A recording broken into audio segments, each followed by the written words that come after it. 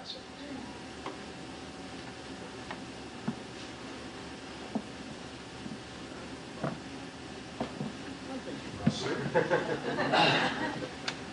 I'd like to respond to that question. 5 years ago, when I came back to Ashtabula, I was on a committee to change the charter. And we had two things that we wanted to change the charter regarding. Two of the ones that were really bright lights. One of them said that the police and the firefighters, policemen and the firefighters could continue to ride the Ashtabula trolley for nothing. We didn't get that one changed. That's still in the charter. And then the other one we wanted to change was the city manager's position. And my position, along with a whole bunch of other people, was that the city manager for the city of Ashtabula should be appointed by council. But that went down to roaring defeat. And the opposition said, you don't want to give up your right to vote. The difficulty with that is, I don't know whether you know this, but the only elected city manager in the United States is in Ashtabula, Ohio. And trust me, that's nothing to write home about. I believe, so that in case someone's thinking, I'd like to ask Conagala this question, I'm going to answer it before you ask. I believe that the city manager of Ashtabula should be appointed. I really do. I was elected to this office twice. I should be appointed. But now I'm going to put a little addendum on it. I think whoever is appointed to that position should have to fill a certain qualification determination, which should be along the lines of 4 years of college in city administration, a master's degree in city administration, and if you can find that soul, maybe a PhD in city administration. And let me give you just a short reason why I say that. I have a law degree. I don't practice law. I have a license to practice what I work. On any given day in the city of Ashtabula, I can go to a meeting and I'm sitting down with engineers who are telling me, this is how you're going to fix the bridge on Columbus Avenue. And I will tell you folks, they are talking so far over my head, it's incredible. We're going to crush stone, put in steel, and we're going to remanufacture this, and we're going to put in, and go on and on and on. And when they get all through, I have to make a decision. So I sit down with the people in the city who know a little bit more about it than I do. The city of Ashtabula does not have a stamp engineer. You know what a stamp engineer is? That's an engineer who's been to school and then taken an examination, and the state gives him a stamp which says he can stamp a drawing to say that whatever's on that drawing won't fall down. We don't have one of those. So we have to go out and buy that. I can leave that meeting and go to a meeting with ODNR, Ohio EPA, the federal EPA, like Mrs. McFarland and I did 2 weeks ago, and I could say to them, or they say to me, the coal dock is dumping PAHs in the river. As far as I'm concerned, PAH could be a rock band. I don't know what the hell they're talking about. Well, it turns out it's coal, and it is terrible stuff. And so at that meeting, they're looking at me saying, well, what do you think we ought to do? Or what do you think you ought to do? And then we leave that meeting and go into a meeting where people are talking about bringing in a new business, and it goes that way every day, meeting after meeting after meeting. And what I'm telling you is, in today's world, with today's technology, you have to have, not only you have to have a generic, excellent education, but you should probably also have some professionalism in there too. And if you don't have that, then you should be educated as a city administrator, because when you went to college to do that, and when you went and got your master's degree and do that, they teach you how to go find the people who can answer the questions. And fortunately, my law degree has helped. I know how to go find people who can answer the questions. But you should have an appointed city manager, because that's the best kind. But you should be damn sure that whoever they appoint is inordinately qualified, and not someone who just grew up in Ashtabula.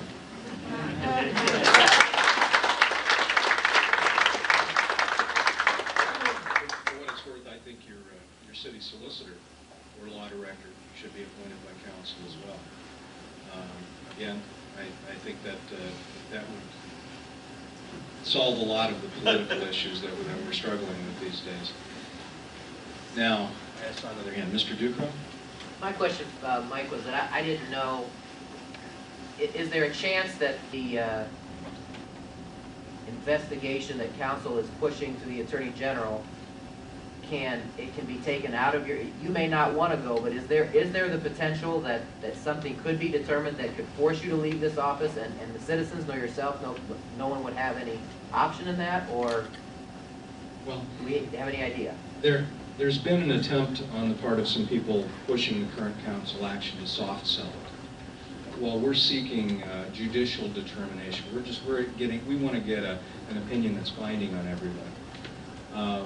That's not what's being done at all. The only way to judicially determine whether or not I lawfully hold the office of city council is for someone to file a lawsuit against me. It's called a quo warranto action. It can only be filed by the person who believes that he lawfully holds this office. Haven't seen that person come forward. By the county prosecutor in the Court of Appeals, if he believes on legal bases that I'm an illegal office holder, or by the Attorney General in the Supreme Court of Ohio. Now, it's kind of interesting the way we're packaging this. The county prosecutor is not the legal advisor to the city of Ashtabula or its council. The Attorney General is not the legal advisor to the city of Ashtabula or its council. Those people are being turned to all the time as if they are, as if they have something to say about this, and they don't.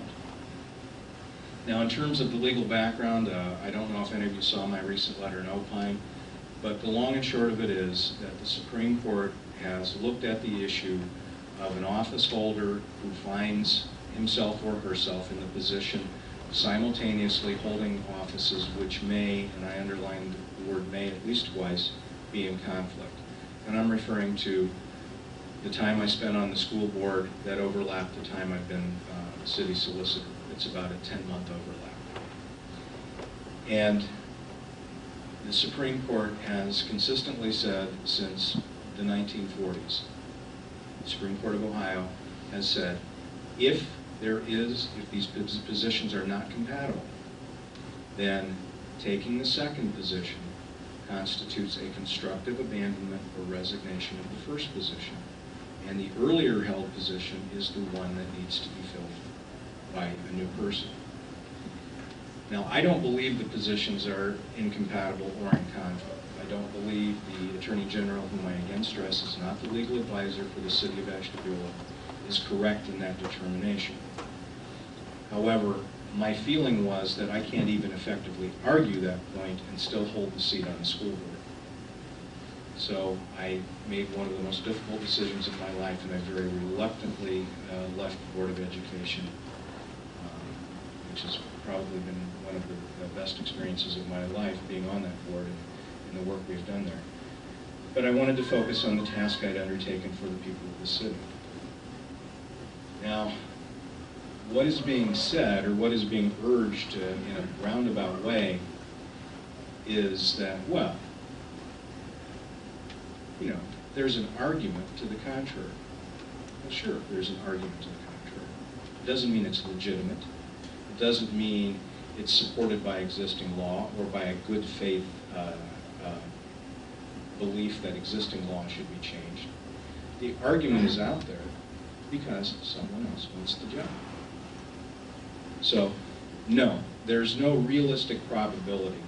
I won't say no possibility, but there's no realistic probability that legal action against me is going to result in my leaving office. I'll go further, if I may, and I'm going to try and stay away from the name calling. But I'm not entirely naive, and there has been a concerted effort since I've taken on the responsibility, since I've taken on the job of city solicitor, to make life so uncomfortable for me, to make life so miserable for me that I will get disgusted, throw up my hands, and walk away. And this is part of that.